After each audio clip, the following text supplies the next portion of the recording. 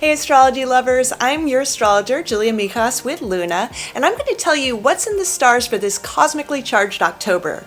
Mercury is going retrograde, a few planets are going to be the closest that they have been to Earth in years, and we're also going to get a blue moon, which means we're going to have 2 full moons going on, making October extra emo.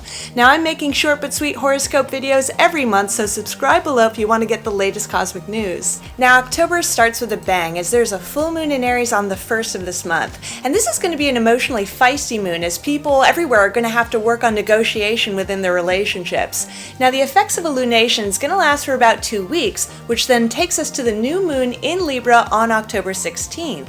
So people will be starting a new cycle of partnership activity, though some challenging squares from astrology's bad boys, Saturn and Pluto, means that you might get into a power struggle or circumstances may thwart your efforts to get ahead in your relationships.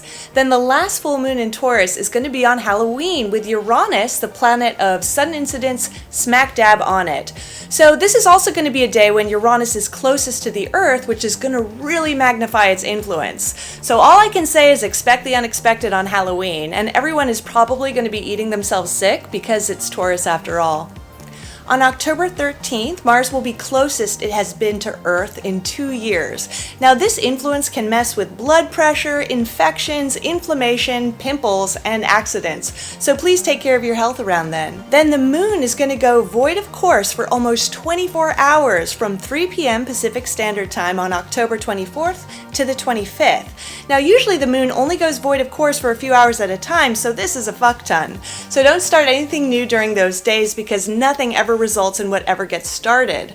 Now Mercury is also going to be closest to the Earth around then, so this is going to be a time for contemplation instead of initiation. Hey Cancer! Mars, the planet of anger, is still retrograde in your 10th house of career and authority figures. And I told you before it was going to be here for a while. Your job could make you as mad as a murder hornet this month, and you could also run into frustrations and flare-ups with your work project. Your boss might also be on some kind of big major ego trip and you end up being her passport. Now of course, authority figures could also include parents or teachers, depending on where you are in life, and even cops too, as well as other government officials. Now Mars also rules your 5th house of sex and gambling, so you could face irritations and blockages in the games you play. Now's not the time to bet the farm because you could hit a big losing streak. And this can also be a sexually frustrating time too, because the 5th is the house of boning. Now Venus enters your 3rd house of siblings, neighborhood, and short journeys on the 3rd. And if you've got any siblings, then you guys can enjoy a pretty good time together. You're also going to have a lot of fun this month hanging out with the people in your neighborhood or going for little day trips in your car.